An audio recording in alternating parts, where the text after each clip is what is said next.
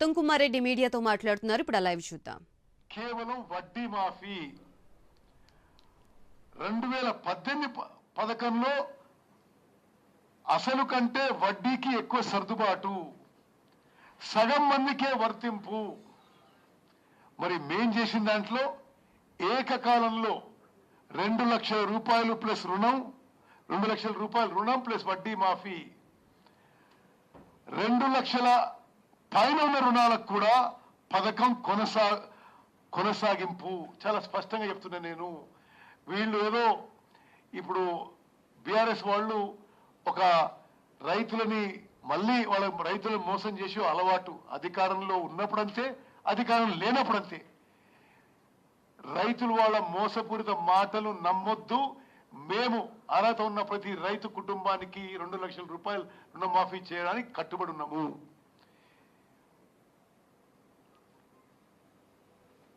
అధికారులు వచ్చిన 8 నెలల లోపల మొదటి పంట కాలంలోనే చెల్లించింది 18,000 కోట్లు.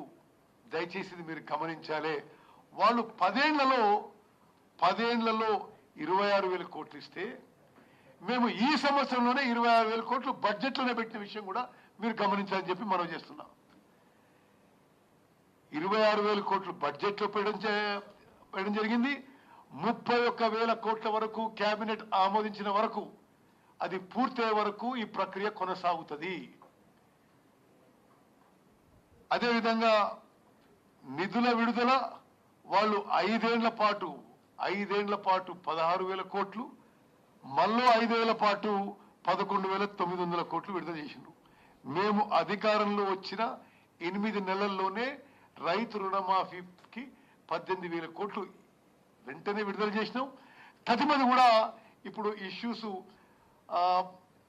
పరిష్కారం అయిన కొద్దీ మేము చేస్తామని చెప్పి మనం చేస్తూ, ఇప్పుడు 8 లక్షల అకౌంట్లు 2 లక్షల కంటే ఎక్కువ రుణం ఉన్న వాళ్ళకి మా ప్రభుత్వ పాలసీ ప్రకారం, జియో ప్రకారం 2 లక్షల కంటే ఎక్కువ ఉంటే 10,000 ఉన్నా, 20,000 ఉన్నా, 50,000 ఉన్నా మీరు వెంటనే అది కట్టేసేయండి.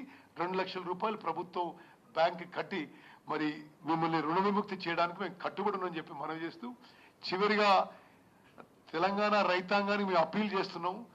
ఈ మోసపూరిత బీఆర్ఎస్ పార్టీ పెద్దల మాటలు నమ్మొద్దు. మా ప్రభుత్వం, కాంగ్రెస్ ప్రభుత్వం రైతులకి అన్ని విధాలుగా మేలు చేయడానికి, మీ జీవితాల్లో వెలుగులు నింపడానికి మేము కట్టుబడి ఉన్నామని చెప్పి ఈ 2 లక్షల రుణమాఫీ మరి ఇప్పటి వరకు మిగిలిపోయిన వాళ్ళకు కూడా పూర్తి చేస్తామని చెప్పి స్పష్టమైన హామీ ఇస్తూ మరి నేను ముగిస్తున్నాను. మీరు ప్రశ్న ఉంటే చెప్పు. కృష్ణారావు అన్నమాట.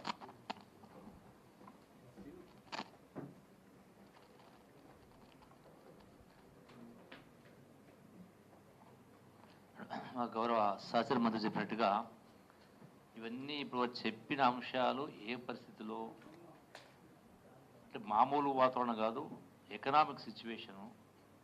8 లక్షల కోట్ల రూపాయలు అప్పు చేసిన తర్వాత కూడా వాళ్ళు 10 సంవత్సరాల్లో ఖర్చు పెట్టి చెల్లించినటువంటిది 26,000 కోట్లు.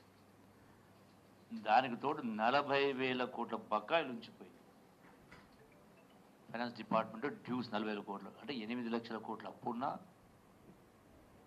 40,000 కోట్ల బకాయిలున్నా, నెలకు 5,000 కోట్ల వడ్డీ కట్టినా, అయినా కూడా ఇంత బరువు ఉన్నా కూడా, ఇన్ని ఇబ్బందులు ఉన్నా కూడా ఈ రోజున మరి ఇంత పెద్ద ఎత్తున రిలీజ్ చేసే కార్యక్రమం చేయడం జరిగింది.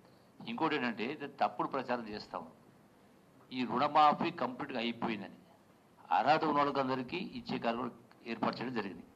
తర్వాత 2 లక్షల కంటే ఎక్కువ ఉన్నటువంటి వాళ్లకు లోన్ వేవర్ కాబట్టి, లోన్ కంప్లీట్ జీరో కావాలంటే దానికి అదనంగా ఉన్నటువంటి డబ్బు వాళ్ళు చెల్లిస్తే అది కూడా పేమెంట్ చేస్తామని చెప్పినాం. ఆ ప్రాసెస్ ఇంకా ఉంది.